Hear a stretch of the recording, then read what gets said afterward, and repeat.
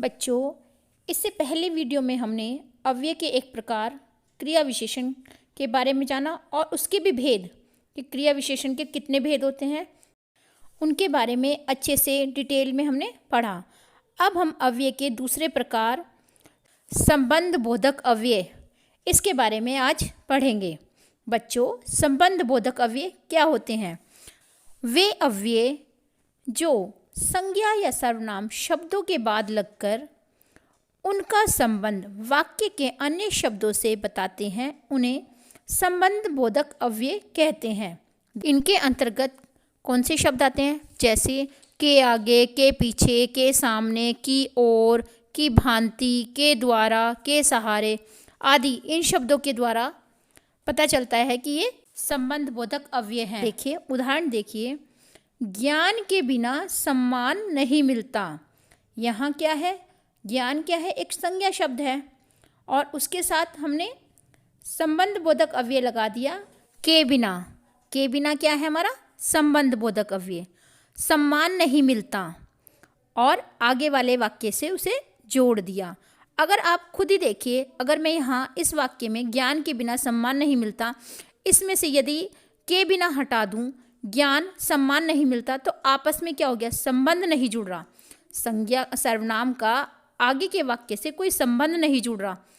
इसीलिए संज्ञा सर्वनाम का आगे के वाक्य से संबंध जोड़ने वाले शब्द ही संबंध बोधक अव्यय कहलाते हैं। अब पढ़ते हैं समुच्चय बोधक अव्यय। बच्चों, इसे अंग्रेजी में कंजक्शन भी कहते हैं। देखिए, परिभाषा देखिए। दो शब्दों, उपवाक्यों तथा वाक्यों को जोड़ने वाले अव्यय समुच्चय बोधक अव्यय कहलाते हैं। बच्चों, ये दो शब्दों को आपस में जोड़ते हैं, दो उपवाक्यों को या दो वाक्यों को आपस में जोड़ने का काम करते हैं, तो इसलिए इन्हें समुच्चय बोधक अव्यय कहते हैं। जैसे देखिए उदाहरण, मैं और अनुज अच्छे दोस्त हैं। बच्चों, यहाँ पर मैं और अनुज को किसने जोड़ा आपस में? और शब्द ने। तो और शब्द क्या है यहाँ पे? समुच्चय बोधक अव्यय। और देखिए उदाहरण, वह प्रथम आया क्योंकि उसने कड़ी मेहनत की। अब वह प्रथम आया एक वाक्य, उसने कड़ी मेहनत की दूसरा वाक्य। दोनों वाक्यों को आपस में कौन सा शब्द जोड़ रहा है? क्योंकि। तो क्योंकि क्या हुआ? समुच्चय बोधक अव्यय, क्योंकि दो वाक्यों को आपस में जोड़ रहा है ना, तो इसलिए जो शब्द, जो अव्यय शब्द दो वाक्यों को, दो शब्दों को या दो उपवाक्यों को आपस में जोड़ते हैं, वो समुच्चय बोधक अव्यय कहलाते हैं। समुच्चय बोधक अव्ययों के अंतर्गत कौन से शब्द आते हैं? और, परंतु, किंतु, अन्यथा, इसलिए, क्योंकि, या, अपितु, बल्कि आदि शब्द आते हैं। अब पढ़ेंगे बच्चों हम विस्मय आदि बोधक शब्द।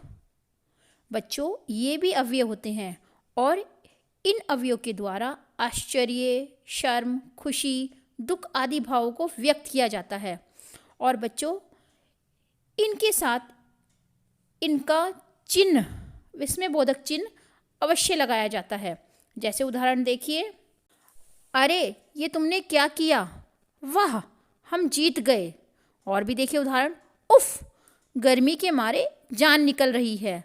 तो बच्चों, इसमें जो अरे है, अरे शब्द है, वह शब्द है और उफ ये शब्द, ये किसी न किसी भाव को प्रकट कर रहे हैं ना। अरे एक आश्चर्य को, वाह खुशी को, और उफ दुख या परेशानी के भाव को प्रकट कर रहा है। तो ये शब्द क्या हैं? ये विस्मय बोधक अव्यय है। तो जो शब्द हमारे, जो अव्यय शब्द हमारे किसी न किसी भाव को प्रकट करें, तो वो हमारे विस्मय बोधक अव्यय कहलाते हैं। ठीक है बच्चों, समझ आया आपको? मैंने आपको अव्यय किसे कहते हैं और अव्यय के कितने भेद होते हैं, ये सभी आपको विस्तृत रूप में समझा दिए हैं।